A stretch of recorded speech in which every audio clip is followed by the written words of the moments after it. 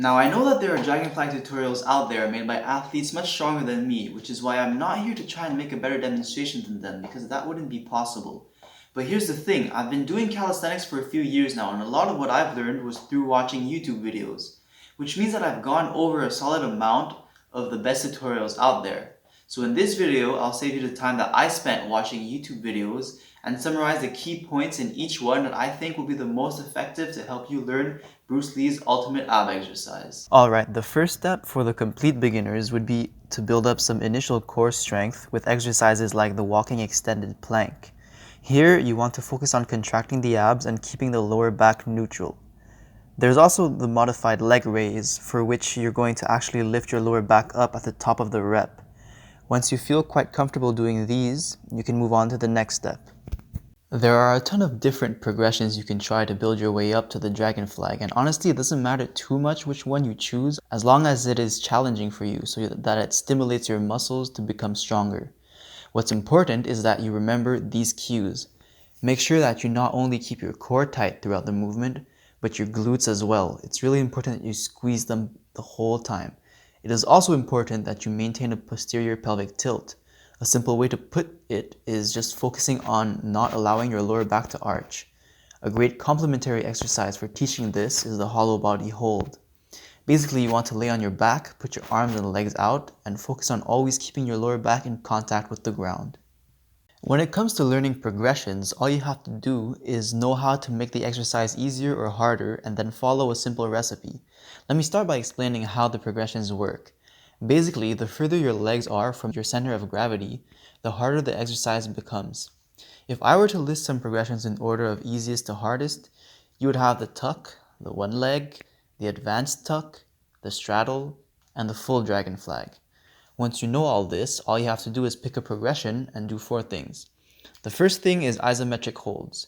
You cheat your way up, start almost perpendicular to the ground, and hold. As you get strong, you want to slowly start lowering yourself to be more parallel to the ground. You can also make these exercises more active by adding flutters. The second thing you can do is dragon flag negatives. This one's all about controlling the eccentric part of the movement, which is when you lower yourself to be parallel. Once again, you cheat the way up and go down as slow as possible while maintaining the good form. Third thing to do is partial reps. What I mean by that is you start at the top, lower yourself just a bit before going right back up. Eventually, you go lower and lower. Finally, you can perform the whole movement but in the progression that you can handle. Here's an example of how you could combine these in a workout. Let's say I'm strong enough to perform a one-leg dragon flag. I would start by doing a few sets of that for reps. Then move on to doing only negatives and finish off with a nice long isometric hold.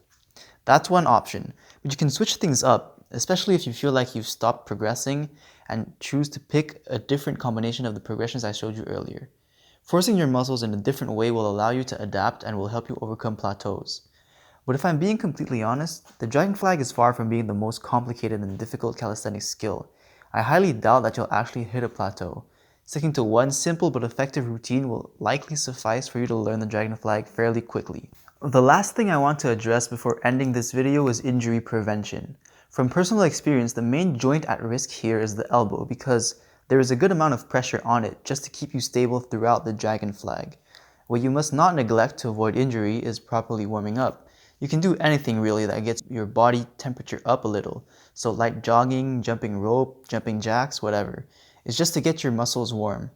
And then, I would also warm up by doing a variation of the dragon flag that is easy for you, just so you go through the motions and actually directly warm up the exact same muscles that you're about to use.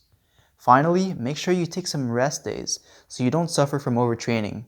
Believe me, sometimes less is more and a rest day will help you come back stronger. That's it for today's video, guys. Thank you so much if you made it to the end. Consider subscribing if you're interested in seeing more concise tutorials like this. Comment down below if you have any questions or video requests. And if you're interested in seeing the videos and tutorials where I sourced my information from, all the links will be in the description. Peace!